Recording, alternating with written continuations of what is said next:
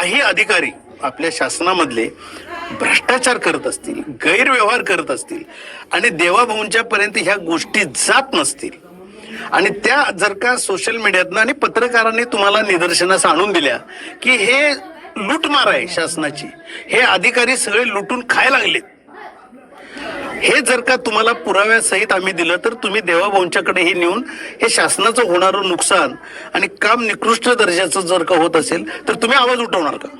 बघा 100%, कारण माझा नेता निष्कलंक आहे, केंद्रातला माझा नेता निष्कलंक आहे. माननीय नरेंद्र मोदी साहेब 2002 पासून मुख्यमंत्री आणि पंतप्रधान आहेत. देवाभाऊ 2014 पासून मुख्यमंत्री, परत एकदा मुख्यमंत्री, परत विरोधी पक्षनेता, परत उपमुख्यमंत्री, आता मुख्यमंत्री. एवढा मोठा त्यांचा प्रवास आहे. विरोधक अत्यंत खालच्या पातळीला जाऊन देवाभाऊवरती आणि नरेंद्र मोदी साहेबांवरती टीका करतात, अत्यंत खालच्या पातळीवर जाऊन.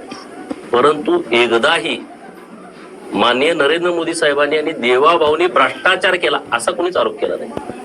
कुठल्या पेपरला पण आलं नाही, कुठल्या टीव्हीला आलं नाही.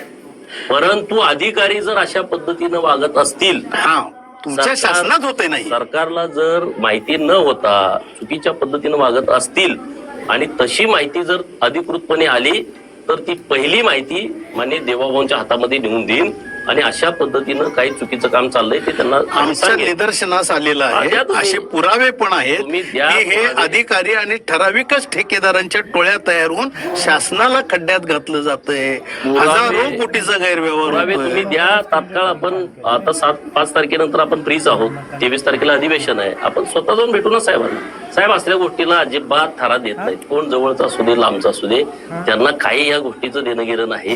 त्यांना या महाराष्ट्राचं पडलंय, लोकांचं पडलंय, त्यामुळे भ्रष्टाचार करणाऱ्यांना कधीच ते पाठीशी घालणार नाहीत. असे काही अधिकारी असतील तर तुम्ही माहिती द्या, तात्काळ आपण माननीय मुख्यमंत्री महोदयांच्या कानावरती गोष्ट घालू.